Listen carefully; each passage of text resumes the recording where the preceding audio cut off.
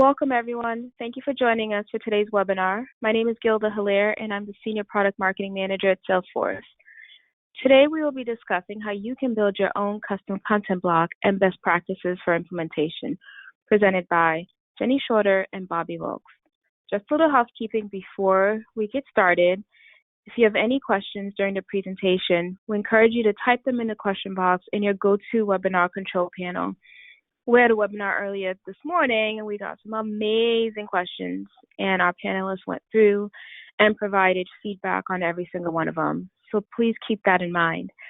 We will also be sending the recording to the webinar and any documents, resources mentioned during this webinar tomorrow morning. So please be on the lookout for that email. Now, without further ado, we will get started. I will turn the time over to Jenny. Jenny, take it away. Thank you. And hello to everyone on the phone. Before we get started, I'm going to show you our obligatory forward-looking statement. The Block SDK is the main content we're going to cover today. It is a GA feature, but other things discussed on this call may be not fully available or future-looking. So please head over to salesforce.com/investor if you have any questions, comments, or concerns about that. As Gilda said, my name is Jenny Shorter. I am the engineering manager on the Content Builder team. Bobby is with us today. He is the lead engineer and will be covering the architecture and the demo. Rashmi is our product owner. She will help field any sort of questions related to the product. And Thomas is an architect in the content space as well. He's here today. The agenda for today is to give some context about what Content Builder is, content blocks in general, and then jump into custom blocks and the Block SDK. Those kind of go hand in hand. Pass it off to Bobby for the demo, and then get into Q&A with you guys on the phone. So some context. Hopefully you all are familiar with Content Builder as the application. It is also the name of our service within the Marketing Cloud. The reason I mention that is because you can access the same features or similar features within Journey Builder, Email Studio, and also newly available within the Cloud Pages Preview app. So it gives you access to a handful of channels that are available in the Content Builder realm.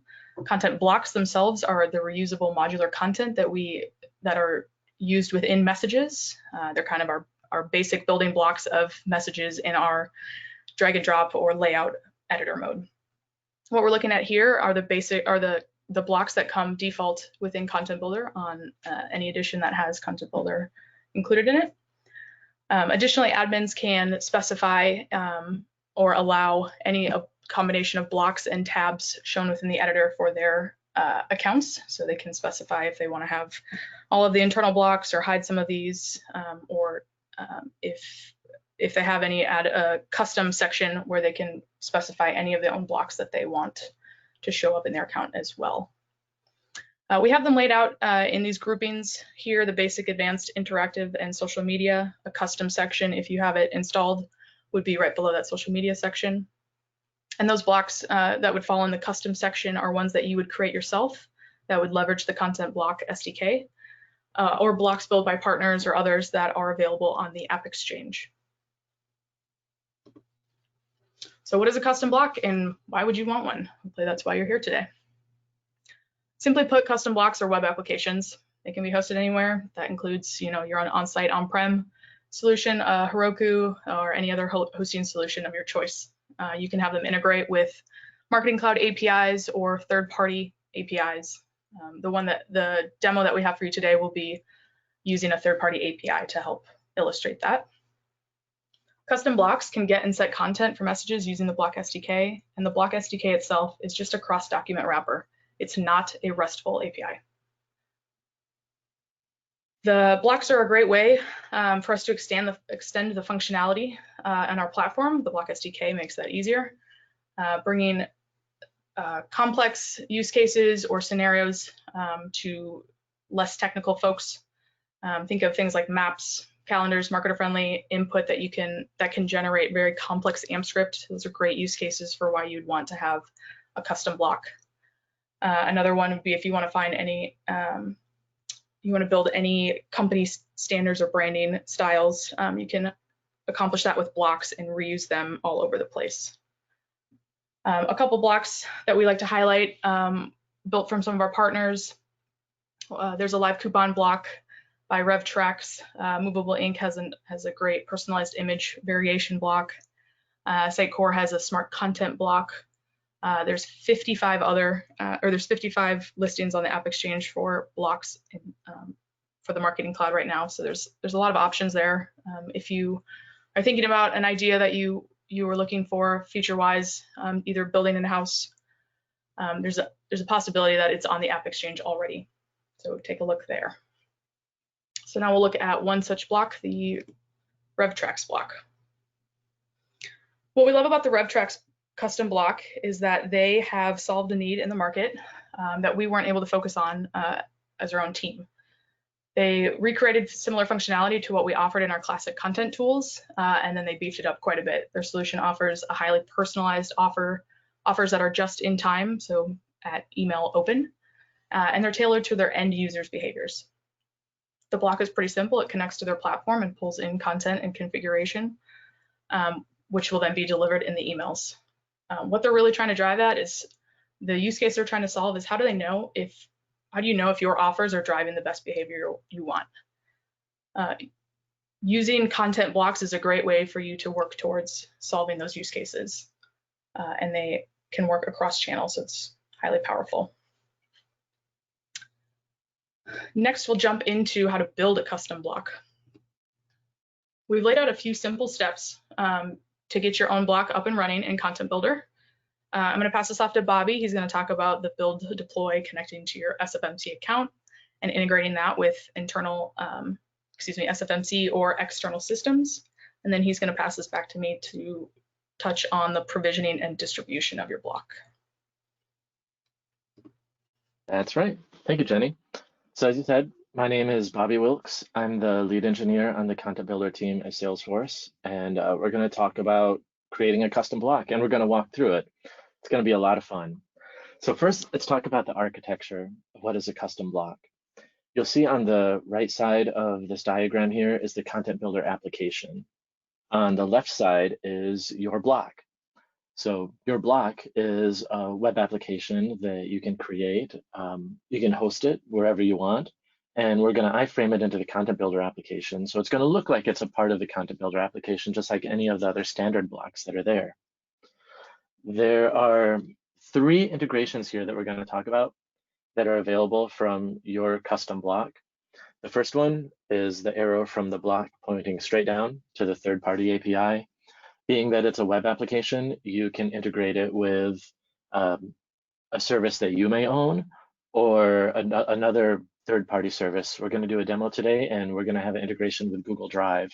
So that would be an example of the block integrating with a third-party service. The next one we're going to talk about is right next to it, the Salesforce Marketing Cloud API. That's also available to the block through the Block SDK.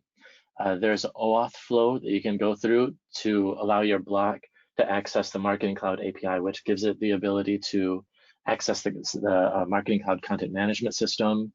You could access data extensions or any of the other variety of endpoints that are exposed to the Marketing Cloud API. And the last one is the green arrow between the block and Marketing Cloud that says Block SDK. So Block SDK, as Jenny mentioned, is a cross-document wrapper to allow your block to communicate with Content Builder. And unlike the other two, this isn't a REST API, so there's no network traffic along with it. There's no latency, there's no limits. This all happens client-side, so changes are nearly instantaneous. Can we move along to the next slide? And here is where we're going to get into the demo. So as I said, we have a block here that will integrate with Google Drive. I'll pull this up, give me just a second to get it moved over here. All right, so we're going to create a block. And when I say create, you can't see me, but I'm saying create in air quotes because it's already been created. So we're not going to sit through all of that, but we'll create, air quotes, create a block right here. It's in this GitHub. There will be a link to this GitHub later on in the presentation, and you'll have it at the end if you want to go look through the code. There is also a button to deploy to Heroku, which is what we're going to do. And again, air quotes because that's already been done. So here we are in Heroku where this app has been deployed. We're going to open the app. And right now, there's not a lot that you're going to see, but this shows that really this block is just a web application. It's going to start the Google integration, and this is our block. It doesn't do anything here because we're not in Content Builder. Right now, I'm going up to the URL, and I'm going to copy that because we're going to need that in just a bit when we provision it in Marketing Cloud. So here we switch over to Marketing Cloud. And as an example, this isn't a necessary step for provisioning it, but it goes to show the change that happens. I'm creating an email template. You see the preview on the right side here of the basic template, and then our standard blocks. That's all that we have. What we want to do is we want to add a custom block down there. Really, really easy to do. So we go to Setup. From Setup, we go to Apps, Installed Packages. Right now, I don't have any, so I'm going to create a new one. Now the name of this will be Google Drive Demo Block. From here, we need to add a component. There are several components that can be added. We're creating a custom content block, so this is the one that we're going to want. Hit next. And here, the name is the name of the block as it's going to show in Content Builder. So we'll call it Google Drive Demo Block. And the endpoint URL, that's where we're going to paste in the URL to our web application that we just copied a minute ago. Save that. Now, this is all that we need to do right now. If you recall from the diagram, there is that extra integration if you want to integrate with Salesforce Marketing Cloud. We're not going to do it as a part of this demo, but if that was something that you wanted to do, there's a second component that you need. That's this first one, the API integration. Once you do that, then your block will be able to use the OAuth flow and the Marketing Cloud to allow your block to make API requests into the Salesforce Marketing Cloud API. That's all we need to do here. So now we can switch back to Content Builder. And we'll go through that same flow that we did before. So we'll say create email template from an existing template. We'll choose the same one. And now same thing, we have the preview here, we have our blocks here, but if we scroll down, we have our Google Drive demo block that we created. And just like any of the other blocks, we'll drag it over, place it in a slot. We have our Google authentication there that pops up. And our block, the same block that we saw in the web application, I'll switch back over there, you'll see it's the same thing. Here's our web app running. Here's our web app running in the block. I'll say select an image, and this is where our Google integration comes in. It goes out to Google, says, load this asset picker with the images that I have available in my Google Drive. So I'll select the puppy. What happens now is it pulls that image down from Google Drive and it places it in the block preview, and then it also injects it into your message over here. So we can say that we're done, make any other changes, change the default text, and decide we don't really want the puppy. It's adorable, but we're going to change it to something else. So we'll open the block back up, and you'll see that it remembers the state from the message, and we'll get into that a little bit later, how that works. We'll hit select an image that brings up the Google Asset Picker again, and we'll select a different one. We'll take the kittens. It does the same thing here. It pulls the image down from Google Drive, displays it in our block, and then also displays it in our message and saves the state. So if we were to edit this again, close out, make some other changes, open it back up, it's going to know that the kitten image was the last one that we had selected. That's it for our demo. I'm going to pass the presentation back to Jenny, and we'll continue with the slides.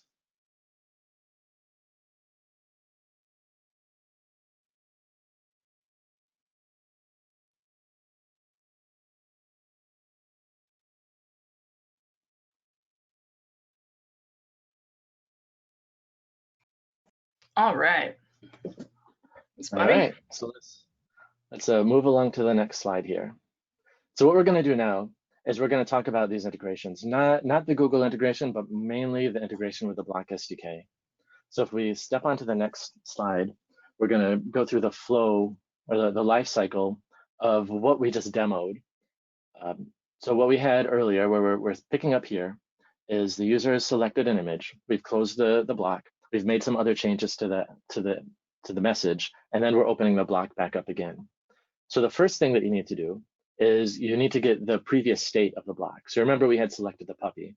When the block loads, it needs to know that the puppy was the one that was selected in this instance of the block. So it's going to call this getData method, which is going to return the image ID of the image that was previously selected, so we can initialize the block in the correct state. From this point, if you recall, we clicked select an image, we selected a different image, which was the kittens, and we called set content. Now what set content does is it will set HTML content into your message. So this one's pretty simple. It's just an image tag. But that's not all it can do. If you've worked in Marketing Cloud, you know that a lot of times you don't just want HTML. You want something dynamic. You want AMP script. You want guide template language. You want server-side JavaScript. Well, you can do that also with set content. So in this case, we have a condition here where if loyalty is gold, then we're going to show the kitten image. Now, a problem we have with that is it messed up our preview, right? We don't want to show all of that AMP script in the preview. But there's a solution for that. There's a third method called set super content. So the difference between content is set content. That's the content that is in your sent message. It'll be processed when the message is sent. If it has AMP script or any of the dynamic scripting language in there that's supported, it'll all be processed at send time. Set super content is not sent. It's only used for preview. So in this case, the content is the AMP script. That's what will be processed and sent to the user. Super content is just for a better user experience in the preview. And the last thing that we're going to do is we're going to set the data to pass the ID of the selected image back to the message. So if we have the same flow again where the user closes the block, makes additional changes, opens the block back up, we're going to start back over at the beginning. We're going to get the data, get the initial state, make any changes, and so on and so forth.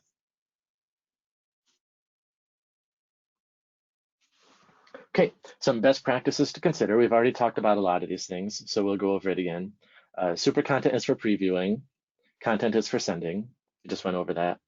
Data is helpful for maintaining the state of your block between edits. When you set the data, there are no restrictions to what you can put in there. It's just a JSON object. So any data that's relevant to your block, you can place it in there. And then when you open the block back up again, you can fetch it to repopulate your block. The next three are, well, hold on.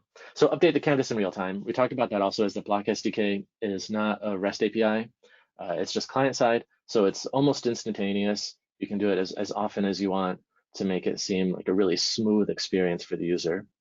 The next three, keep your end user in mind, design responsively, and use a Lightning design system are all pretty similar user experience cases. The block can resize, so it's valuable to design responsively. You have control over the size of the block. And then Lightning Design System is a Salesforce design platform.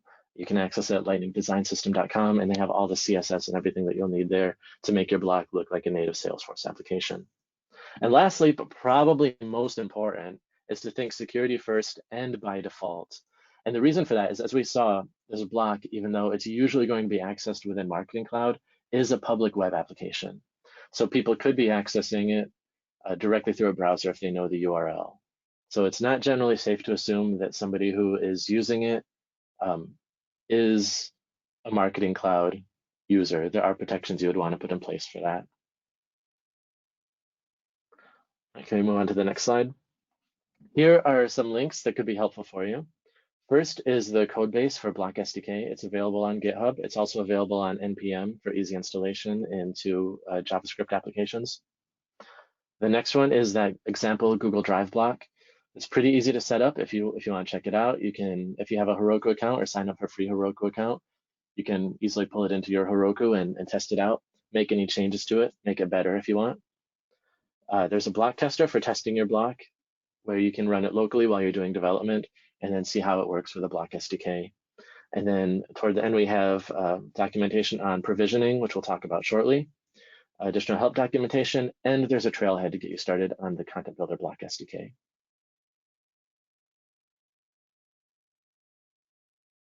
From here, I'm going to pass it back to Jenny, and we're going to talk about the different options for provisioning your block. Thanks, Bobby. So the last step in this process is, again, the provisioning and distribution of your block. You spend all that time building it and testing it, and now let's get it into the hands of your users.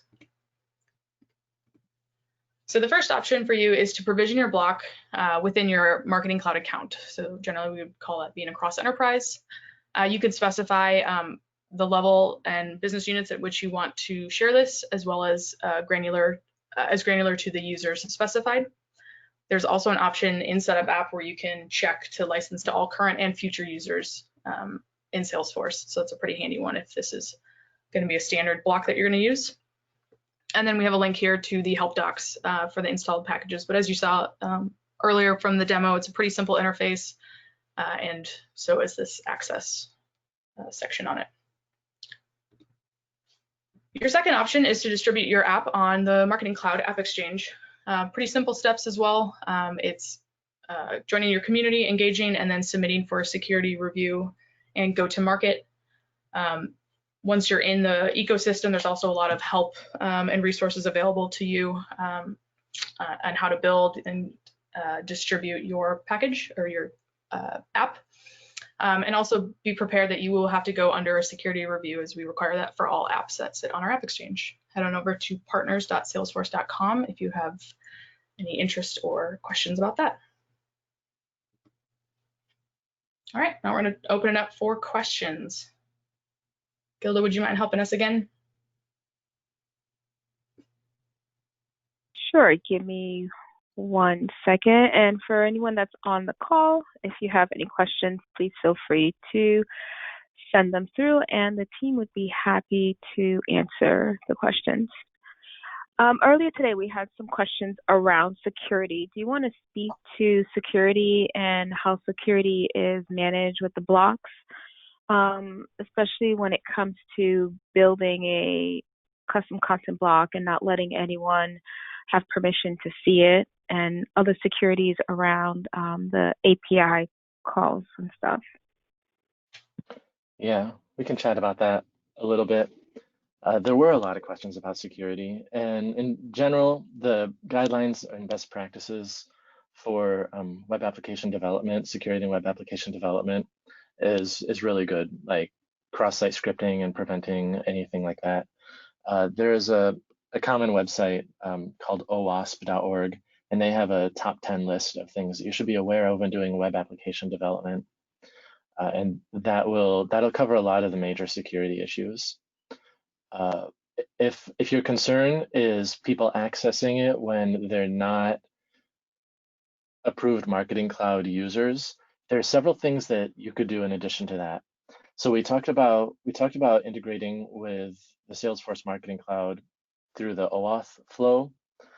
That's one thing that you could do, is if you require the users to authenticate with Marketing Cloud before they can access your app, then you're going to know that the user is at least a Marketing Cloud user. Another thing that you can do is there are content security policies that you could put on your block to make sure that your block only runs within the context of the Marketing Cloud. That's another thing you could do. Those two together will probably provide a good bit of protection. I know Thomas is also on here and may have additional suggestions if there's anything that I missed there. Do you have anything you would want to chime in on?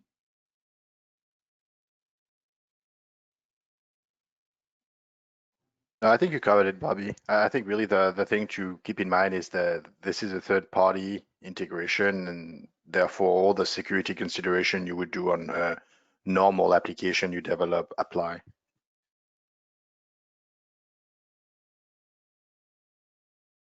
All right, thank you for that. Next question. Kenan said he's a non-developer user, so he has a case that he'd like some feedback with. They want to be able to bring content from a Google Sheet, mostly text, into an email. How would they be able to achieve this using a content builder block SDK? That's a really good question. And I'm not really sure the best way to answer it, because there is the custom block SDK way that you could do this, which you could build an integration with Google Drive and have it load the sheets and pull in a sheet and process the data and have it place the HTML in there. You could definitely do that, but it's not a thing that a non-developer would want to do because it would be very custom work. Another option that we already have right out of the box is enhanced dynamic content, which essentially does this. It's just like dynamic content, but it's powered by a spreadsheet. So if you have a sheet in Google Sheets and you export it as a CSV, you can import it through the enhanced dynamic content block and use the data that way. So that might solve that specific use case. But if we do want to talk about Block SDK, it could also be done in there if you wanted something more integrated, where at edit time, it was going to access Google directly, and it could select the sheet and pull the data in there. It's definitely possible. Yeah, the one thing I'd like to add is Google has a very well documented SDK and APIs as well. So there's lots of extensions available for any of their services that they offer. It's just a question of if it's the right use to put it in a custom block or to look into another API like integration for that use case. Hopefully that answers you, Kenneth. It did, and he wanted to thank the team. That was a really, really good idea.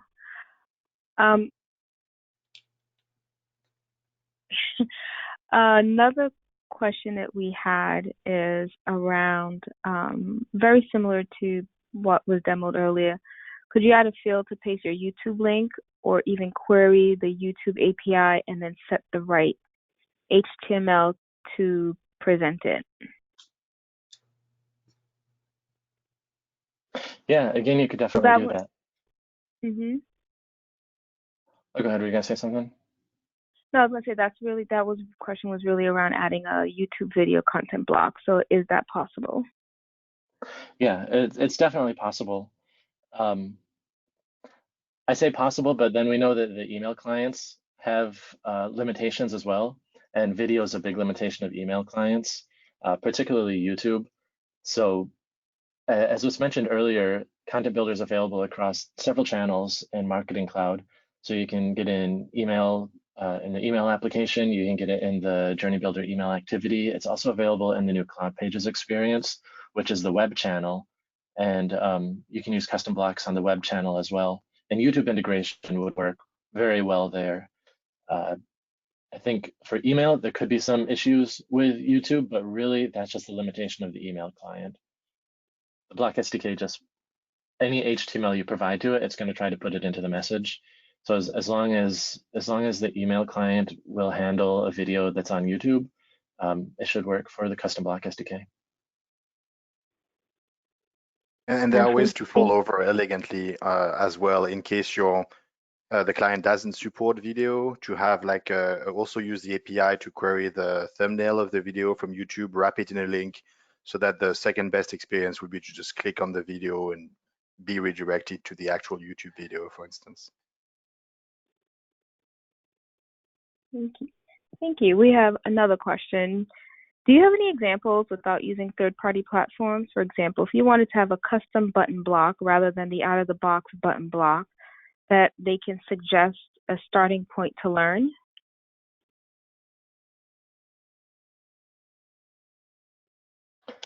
We do have a sample block. I think most of the sample blocks we have on like the one that I had here, it has the integration on it. If you're doing a basic button, you don't really need to integrate with anything else. So it would be a simpler version of that.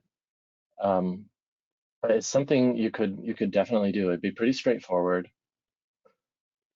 And we might there'll be a follow-up email, and on a link in there, there'll be links to several other sample blocks that you could take a look at. And that might be helpful for that. I know that we do have some people that really prefer to use their custom blocks because then they can control how their emails look at a really restricted level. You can hide the blocks that show up in Content Builder, so the standard blocks. So if you wanted to just get rid of all of the standard blocks and recreate all of them as custom blocks, you would also be able to do that.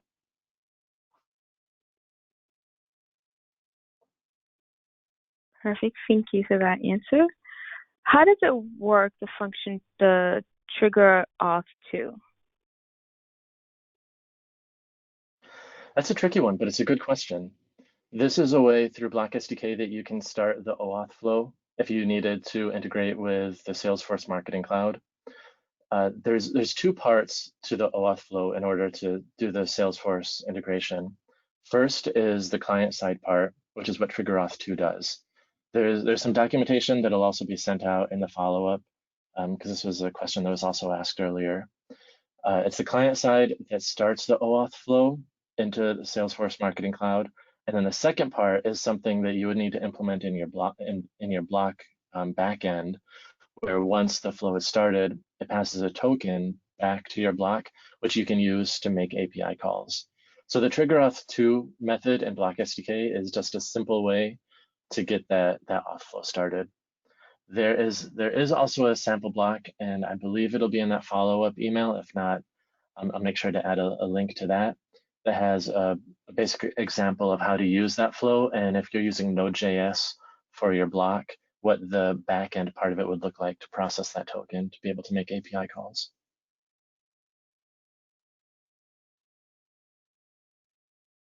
Thank you. Another question, is there potential for integrating analytics such as Power BI?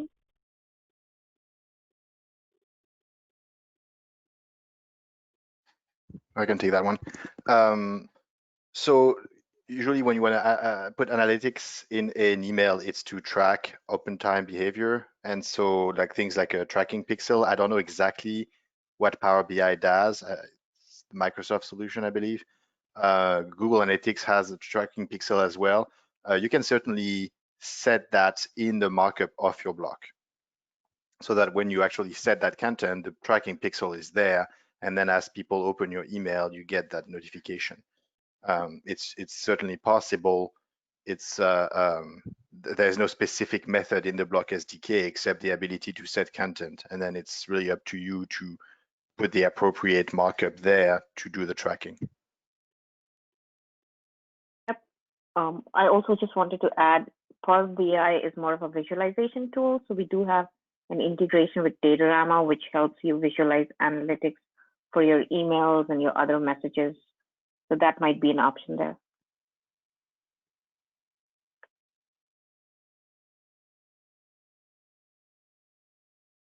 Okay, thank you.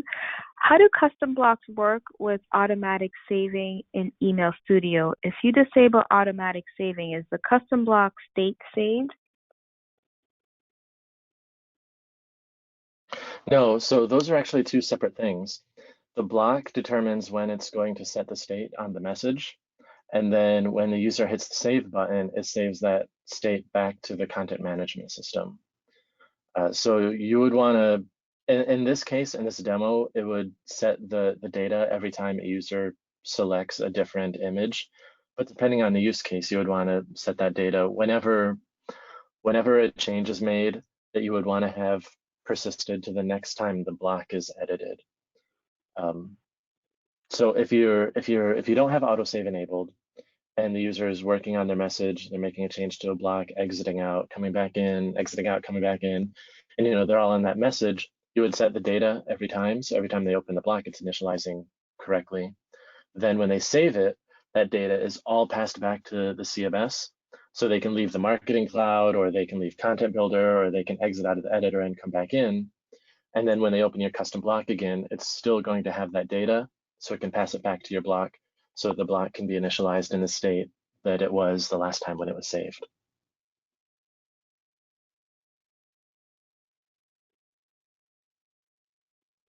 Thank you for that. I think that definitely answered the question from the audience. Going back, and sorry for flip-flopping, going back to the question earlier about BI, the user wants to know additionally, is there potential to create analytical visual reporting blocks that they can send to sales reps? Okay, so maybe I took the question backwards then. If your goal is to query a third-party analytics tool and grab graphs and reports from it that you can put in an email so that you can email your sales reps, for instance, the integration could really range from a somewhat easy integration, much like what Bobby just showed, where if the third-party reporting software has an API that can export graphs and reports as images, for instance, you could just query an API, go get the right diagram or report you want to show, and then set it as an image onto the email, for instance. Or it could be extremely complex, where if you only get the raw data, then you would have to generate all of that rendering yourself in a way that would have to be email friendly. So a lot of the graph rendering libraries in JavaScript out there you would put in the block would probably not help you. So that would be very tedious at that point. And I would say the integration would become difficult at that point. But both are possible technically with the block SDK. So Clifton, if you're on, I hope that answered your question. If not, please feel free to resubmit another one. We have another question. You mentioned earlier that custom blocks are available for cloud pages. Do you have the ability to determine limit blocks by app? For example, the Einstein block is only available in email. Can you do something similar with custom blocks? Not currently, but it's a great idea. All right, we will make a note of that great idea. If you have a custom block that's on App Exchange, and you have given access to the block to specific users from the installed package setup, what happens if a user opens an email containing a custom block but does not have access to the corresponding installed package?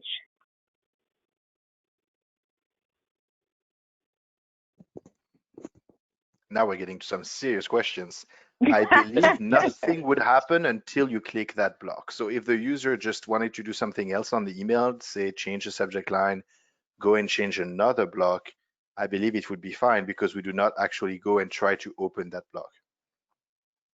However, if the user were to try and change that block, we would probably have some sort of error because they don't actually have access to it.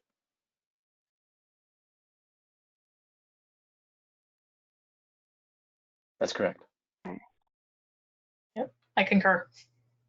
All right, we have another really, really good question.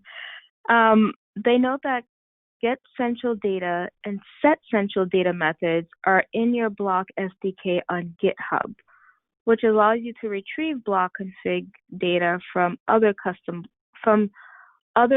blocks in the email. That is, a block can be aware of any other custom blocks in the email. Are there plans to document these methods, and are there any considerations to use them? So the getting and setting central data was an original thought that allows cross-block information. For instance, if you have a block where you've already specified what time zone you're in, for instance, or what language you want to use, and then we wouldn't ask you that again for the next block that you drag and drop because it's already set within that email. And that helps blocks of the same type, like your own third-party block. Obviously, we don't want to cross-pollinate across different third-party blocks, but that lets them communicate with each other. However, it's actually very difficult to have proper trust in what goes there since we don't re-invoke the block SDK when we move or delete a block. So you could have information in there that is stale. So even though the method is there just in case, it's not really documented or recommended to use unless we accompany it with the ability to invoke the block SDK with a on delete or on move function so that people have a chance to go and clean up that central store as their block is being deleted. And in addition to that, there are some standard blocks in Content Builder that are utilizing block SDK. So like the Einstein content selection or the interactive email form or the live weather block. These are all using the block SDK to work within Content Builder. So there are some methods like this one and some other sneaky ones in there that you may or may not know about that have very specific use cases just for these internal blocks. Perfect, thank you. That was a really good one. let's say the block is, let's imagine that you're not using Heroku, but your own server, which is down during the send preparation. What happens if this service behind a custom block is not available? Will the block be empty, or will the particular send be canceled? So that's actually a perfect question, because it brings up a point that comes up constantly with the Block SDK and the difference between edit time versus send time. So the block is really only used during edit time as you craft your email, and you can define a lot of send time behavior with your block by crafting M script and setting that in the email so that later at send time it executes. However, your block itself is not being invoked and not useful whatsoever at send time. So back to that actual question, in case your block is down completely, like on your own server and it's down, what will happen is as somebody drags and drops that block into an email when they edit it, nothing will happen. It will spin, it will give them an error page, and they won't be able to actually edit that email properly. So they have to wait until you fix that problem and then come back and drag that block again, and then it will work. But what won't happen is that an email that worked properly will start malfunctioning as it gets sent. If the marketer was able to save the email and schedule it, then it really doesn't matter what happens to your custom block. It could go down or anything. That's not going to mess with a send.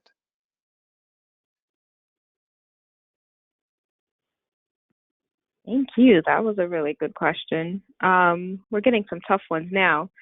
What happens if a custom block is deleted that is live in an email, such as in a welcome journey? That shouldn't be an issue. Again, this goes back to edit time versus send time. As long as the block is there when the email is being created, it's fine, because the content is then saved back to the Marketing Cloud CMS, and it can be used in any journey or triggered send or whatever method it is you're using for delivering the message.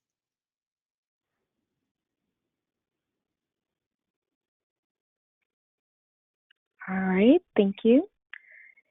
Can we take user input using the custom content block for advanced content tagging?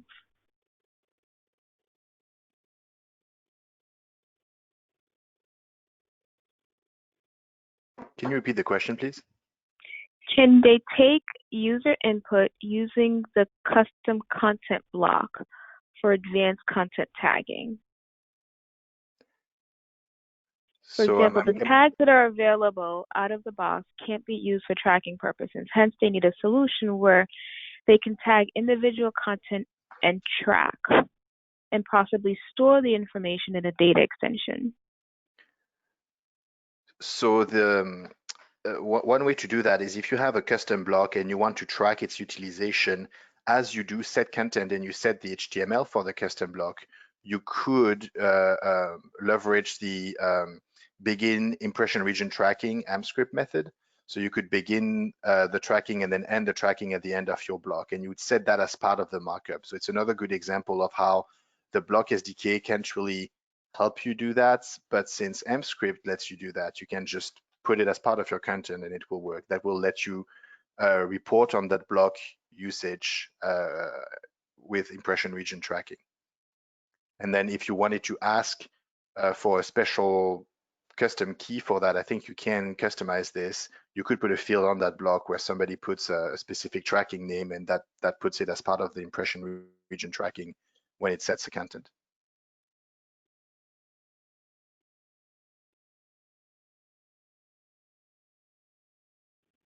Perfect. Thank you. We have another really good one.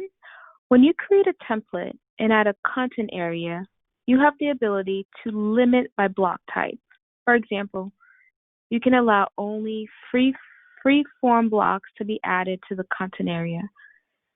Is there the ability to restrict a content area to your custom block? That is another terrific question. And you know, at first I was going to say I don't believe that you can do that, because I think it lumps all custom blocks into one, but I'm not 100% positive on that. If anybody knows for sure, feel free to chime in, but otherwise I think I might need to check on that. I don't think we've implemented that capability yet. It's certainly something we could implement, but we have not. Wink, wink, Rashmi. But definitely, I think that's a great idea to expand the ability to limit by block type, to also do it by custom block type as well.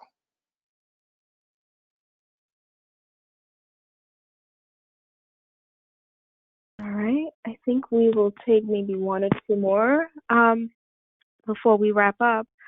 Do users have to worry about deliverability, the size of the email? What are some of the things that they need to watch out for when using the blocks? When using the Block SDK, there's nothing really additionally that you need to look out for outside of the standard best practices. Not a lot that's really going to affect your deliverability, other than the typical spammy content stuff that could be added through the HTML freeform, code snippet, any of those blocks. It's all the same stuff that could be added through the Block SDK. There are some size issues to be concerned about, but again, it's just best practices.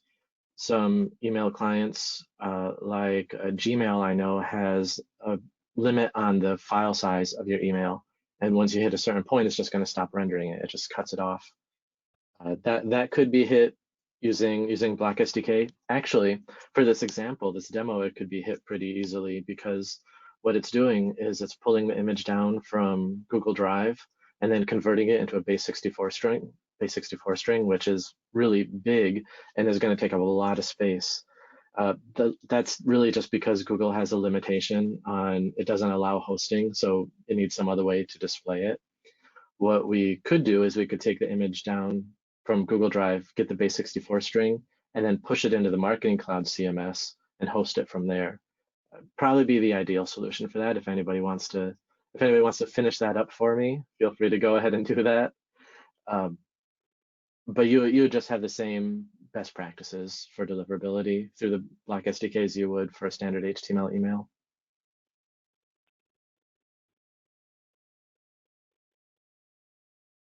All right, thank you. Next question.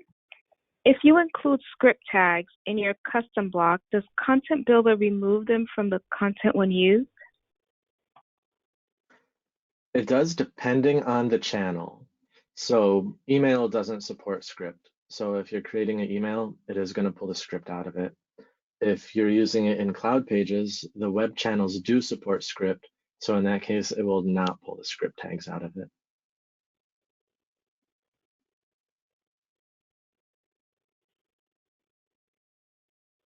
All right, thank you. Just checking to see if we have any more questions. Well, it looks like we've covered all of our questions. Is there anything else that you guys wanted to cover before we wrap up? I can't think of anything. There have been so many good questions, things beyond what I would have thought of. So thank you for all of the wonderful questions. Yeah, thanks everyone. It's been awesome. Great. Well, thank you everyone for joining. We appreciate you being here. We will send the recording to the webinar and all the links and resources that was mentioned during the call today. And be on the lookout for that follow-up email going out tomorrow. Have a good evening. Have a good day. Thanks again.